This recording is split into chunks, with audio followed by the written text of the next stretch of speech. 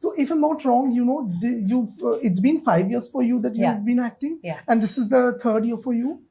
Is it the third year? Yeah. Archie's ke baad, Correct. So, I was, a few weeks back, I was talking to an actor who's also recently started off.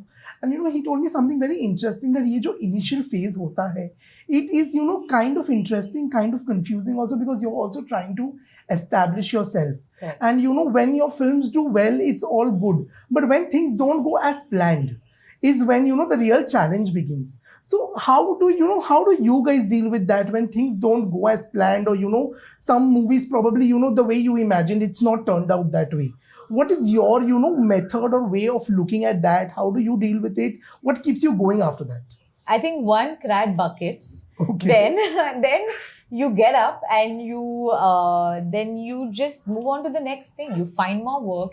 You find the spirit of just wanting to do something new, and just kind of like immerse yourself into that. At least that's what I do, because of course we're all attached to the films that we do. Absolutely. We are all attached to our characters, and I think that and there is always, there's setbacks in life. You can't say that I'm just going to go ahead. No, you take that time, you take that moment, feel a little bad, and then you just go out there, right. and you kind of use that you use that to inspire you to do better, and I think that's the best way to go about it.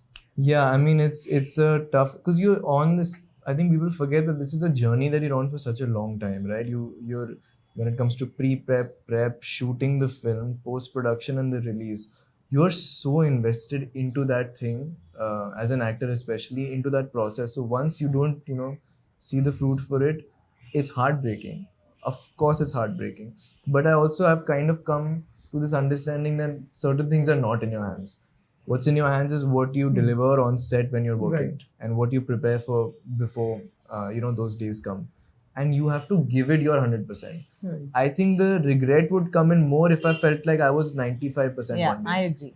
है ना? I agree. उससे There's no ज़्यादा बुरा regret. लगेगा. Yeah, I agree.